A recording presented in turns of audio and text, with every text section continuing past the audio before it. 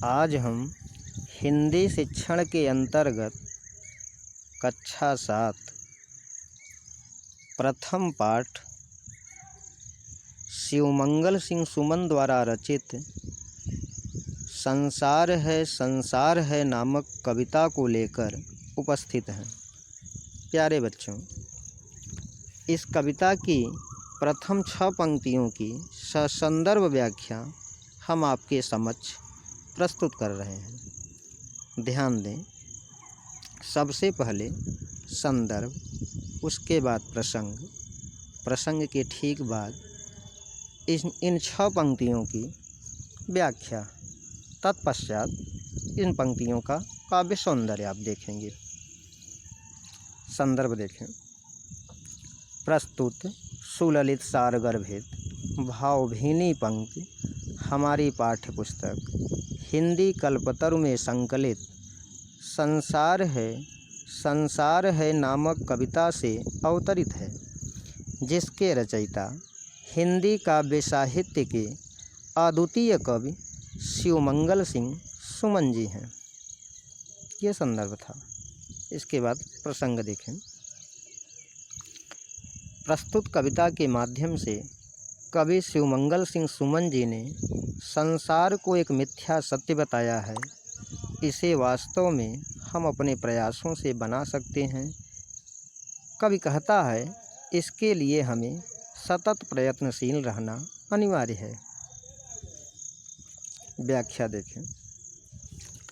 प्रस्तुत कविता के माध्यम से कवि शिवमंगल सिंह सुमन जी ने हमें यह बताने का भरसक प्रयास किया है कि संसार एक मिथ्या सत्य है।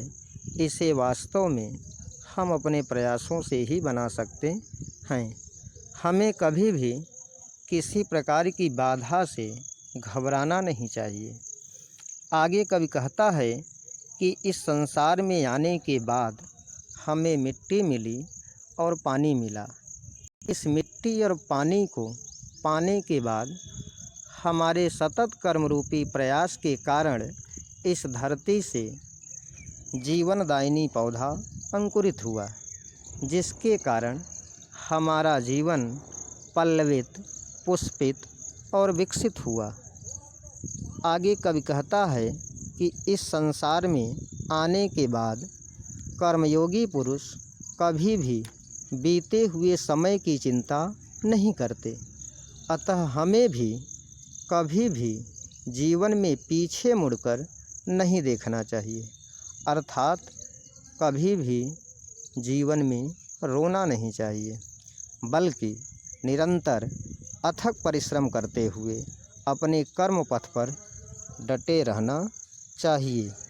यही संसार का नियम है और यही संसार है। जैसा कि गीता में भगवान श्री कृष्ण ने कहा भी है कि कर्मवाधिकारस्ते माँ फलेषु कदाचन, अर्थात कर्म करो, फल की इच्छा मत करो। यह संसार कर्मयोगियों की ही पूजा करता है। इस तरीके से आपकी व्याख्या यहीं समाप्त होती है। अब इसके बाद काव्य सौंदर्य देखें इन 6 पंक्तियों की। प्रस्तुत पंक्तियों के माध्यम से कवि ने यह बताया है कि मानव को कभी भी जीवन में घबराना नहीं चाहिए। यह कविता हमें यही प्रेरणा देती है। धन्यवाद। आगे की पंक्तियों को लेकर हम पुनः मिलेंगे। तब तक आप इन पंक्तियों का अध्ययन करते रहें।